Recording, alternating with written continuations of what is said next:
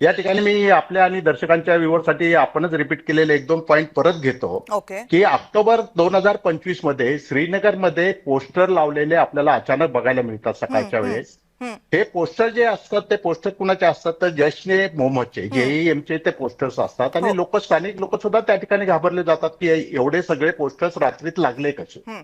आता हे पोस्टर्स कुणी लागले ह्याचा तपास करत असताना 27 ऑक्टोबर 2025 च्या ह्या दिवशी अनंतनागमध्ये राहणारा एक डॉक्टर आदिल नावाचा हम्म. डॉक्टर असतो तो पण आदिल हो. हा डॉक्टर आदिल जो आहे हा आदिल डॉक्टर जो त्याला त्या ठिकाणी सारंगपूरमध्ये पकडला जातो. हो. आता ह्या आदिल डॉक्टरला पकडल्यानंतर हा आदिल डॉक्टर सीसीटीव्ही मध्ये दिसलेला असतो पोस्टर लावताना आणि हा मोहिद्दीन जो आहे जो मुजम्मिल जो आहे तो मुजम्मिल सुद्धा दिसलेला असतो. आता ह्या अनंतनाग मधला हा डॉक्टर ज्याला सारंगपूरमध्ये पकडलेला आहे त्याच्याकडे त्याच्या रूम त्या लॉकरमध्ये AK-47 सारखी AK-47 आणि इतर आर्म्स अँड अम्युनिशन मिळतात. आता ही घटना झाली श्रीनगर मधले 27 ऑक्टोबर 2025. हम्म. त्यानंतर आपण जो उल्लेख केलेला आहे ती घटना आहे 8 नोव्हेंबर 2025 ची. हम्म. ही कुठली गुजरात मधली घटना आहे. हम्म. गुजरात मधल्या घटनेमध्ये आपल्याला काय बघायला मिळतं की हैदराबाद मध्ये राहणारा डॉक्टर अहमद मोहिद्दीन हा डॉक्टर युपीच्या टेलर बरोबर त्या ठिकाणी असतो. युपीचा टेलर कोण तर सुलेमान. हा सुलेमान 20 वर्षाचा आहे.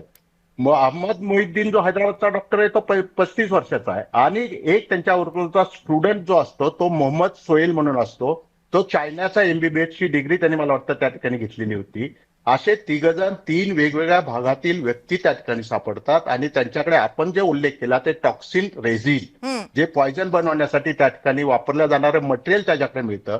ड्रोनद्वारे त्याला काही आर्म्स अँड अम्युनिशन मिळाले असतात. त्या आर्म्स अँड अम्युनिशन त्या ठिकाणी जवळजवळ 2-3 पिस्तूल मिळतात त्या ठिकाणी राऊंड्स काहीतरी मिळतात. बर. आता ह्या दोन्ही घटनांचं कंपॅरिझन ज्यावेळेस या डॉक्टर अहमद मोहिद्दीनकडे चौकशी केली जाते त्या ATS गुजरात चौकशी करत असते ती त्यावेळेस त्याचा हँडलर जो समजतो तो हँडलर अफगाणिस्तान मधला अबू खादिजा म्हणून नाव समोर येतं. हम्म. विचार करा की एक टेलर आहे वेगळ्या ठिकाणचा जम्मू काश्मीरमधले वेगळी डॉक्टरांचे लोक आहेत आणि ह्यांचं हँडलर जे असतात हे हँडलर परदेशामध्ये बहुतेक करून जास्तीत जास्त हँडलर पाकिस्तानमध्ये असतात.